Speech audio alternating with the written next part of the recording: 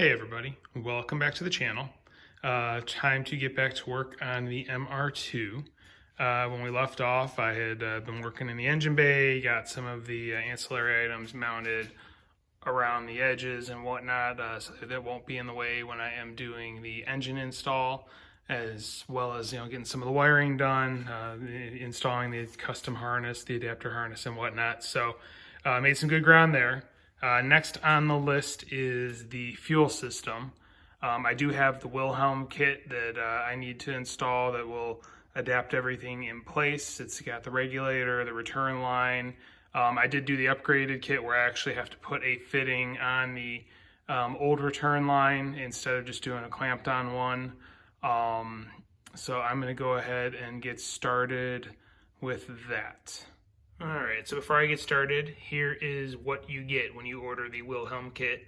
You got the return line, the main feed line, there's an adapter for the 2GR fuel rail, the adapter to go on the return line, the hard line, the regulator, some fittings, some hardware, a couple clamps for mounting things, and no instructions. There's a little bit of an overview on the Wilhelm site, blog and whatnot. But it's pretty straightforward. You can just kind of look at some of the photos and figure out exactly what you need to do. So gonna get started on getting this installed, but at least wanted to show you all the parts that come in the kit when you order it. All right, first thing I'm gonna do, because it's quick and easy, is get this fitting installed on the fuel line on the engine. Pretty straightforward. You have the barb here, right there. The outermost one, there's a groove in this little collar that will slide on, as you can see right here if it wants to work. Of course, when you're filming, there we go. So, all right, so I've got that slid on there. It just fits over that barb so it doesn't move, and then the end will just screw into place. All right, and here's what it looks like installed. Like I said, you've got the groove is what fits over that barb, and then the end just screws into it, and there's O-rings inside that seal to the line. And then real quick, I just installed the feed line. It's loosely on here. It's not tightened up or anything because I'll have to adjust the positioning and whatnot, I'm sure, although it does look like the whole thing will move on the rail there, but I'll do the final snug and everything once the engine is mounted in the car, but that's at least up on here for the moment where it needs to be.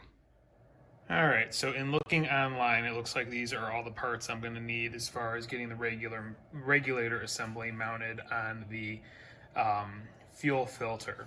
It looks like basically, you've got the main housing here. This would be the fitting that will go to the outline, that'll go to the engine.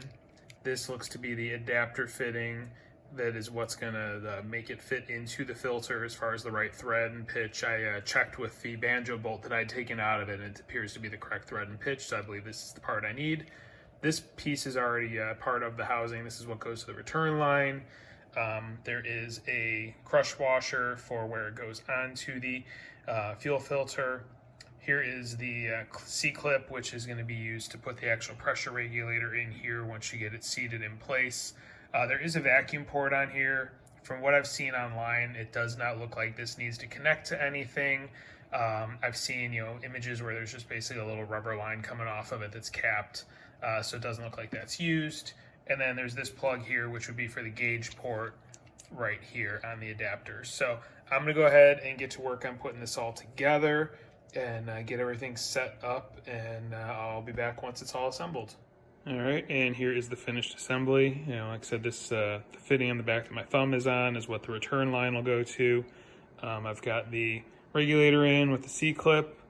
This plug is in. I use this Permatex form a gasket sealant. Use that for pipe threads and whatnot, and it always seems to work pretty well. Here is the outline up top that'll go to the feed line that goes to the engine, and then the bottom fitting. Those both have O-ring seals on them, so I basically just tighten them down until they stopped turning, so should be pretty good there. So yeah, I just need to use the crush washer and get this screwed onto the fuel filter. And then as far as the vacuum, I've got some rubber plugs or rubber nipples for vacuum lines, I'll go ahead and put one on there just to seal it off. All right, next thing on the list is here in the engine bay, the return line. There's a slight nipple on the end here. I need to get that removed because the way the fitting goes on here, it's similar to the one on the actual engine fuel rail where it slips on and then slides in. So this needs to be removed. So I'm going to use pipe cutter right here and go ahead and get this end taken off. All right, end is cut off. Here's the little nub. So you can kind of see there's a flange on the end. That's what I cut off. So very minimal that needs to be removed, but just enough to get that nipple off the end. So I'll go ahead and get the fitting installed and go from there. All right, and here is the adapter fitting installed on the return line. You can see, the line down the hole where it is. I did take a little piece of emery cloth around the very edge where I used the cutter just to try and smooth things out.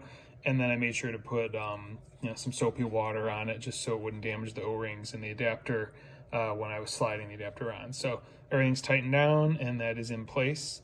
So next on the list is remove the plug that I have sitting in the filter and get the regulator assembly mounted to the filter so I can get all this connected.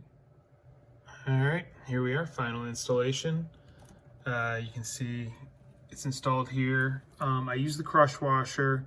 I know sometimes there is a problem with it seating on the lip of the fuel filter thing that's there. I did get it tightened down pretty good, so I'll keep an eye on it and make sure there's no fuel leaks. If there are, I may have to remove the fuel filter and grind that down. We'll see. But I've got the return line hooked up, comes up and around, and then it's hooked to the adapter to the return line there. You can see the regulator assembly and then the feed line.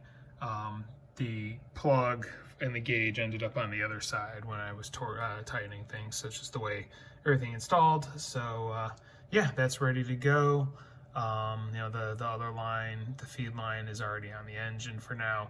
I'll get that assembled once everything is in the car. So that is the fuel system put together and ready to go as far as I can get it to go at this point in time. Next on the list, I think I'm going to get the old gas pedal out of the car as well as the cable, so that assembly is out of the way and I can go ahead and start running the wire through to the cabin for the drive-by-wire throttle cable, or throttle pedal. All right, so here we are under the dash. I'm gonna take the gas pedal out, pretty easy. It is just, there's two 10mm nuts on that pivot there, and then the cable is right up there. So just need to disconnect it and remove the two pivot bolt, or the two mounting bolts, and we'll get this thing out of here.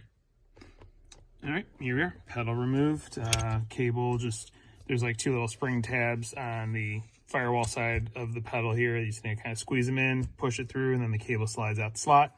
So all set here. The old throttle pedal is out of the car. I just need to get the cable removed. All right, so I got the pedal out, as you saw in the previous clip, and I went to start removing the cable. Realized that this thing is definitely mounted in a way that they don't want you to get it out very easily. You can see maybe there's the hole where the cable comes through. Well, what I found is there's a bracket on the inside of the firewall that has those two bolts going through. You can see the two holes from the bolts. They hold the cable in place. The cable is kind of fixed mounted into this bracket, so you cannot pull it through from this side. It all has to go through from this side into the interior to remove the cables. So, crawled underneath the car. I disconnected the cable from the cruise control assembly, which you can see all that stuff right here. And I have the cable dangling, which you can see it's kind of snaked along there. But I'm at a point now where I'm hitting the heat, or the splash shields that go along the underbelly. And I need to remove those in order to remove the cable completely and then be able to pull it up through the frunk and then through the interior to get the cable removed. I don't have time to do that today. It's Sunday mid-afternoon and I want to get this video posted, and I've got some other stuff I want to get done today before I go back to work tomorrow. So that's where I'm going to leave this for now. So I mean, it's out of the way for the most part. I just need to remove those splash shields, which probably do those in the next clip. Like I said, I just don't really feel like getting to it today. So that being said, I am going to call it a video right here. I know not much really accomplished in this, but hopefully You got some detail out of it because, like I said, looking online, there's not a whole lot of instructions or anything on the fuel system. Pretty sure I'm plumbing this right just based on the photos I saw. It looks like it's right. We'll find out once I get everything hooked up and pressurized, and hopefully there's no leaks. Like I said, the only area of concern I really have is that crush washer on the top of the filter, because like I said, people have had some issues with that before. And, the way the filter is designed, sometimes it doesn't let the crush washer seat completely. So if that is an issue, I'll just remove it, grind down the top of the filter to remove any ledges or lips or whatnot that may be in the way, and then I'll go ahead and reinstall with a new crush washer and hopefully fix it then. But hopefully there's not a problem, it's not an issue. So that being said, I'm going to call it a video. Next video, I still don't have the bolts for the transmission, so I don't know. I might start cleaning it up, but I'm still waiting on the titanium bolt kit. I can remove the splash shields and get the cable completely out, and that way it's out of the way. Maybe mess with that some.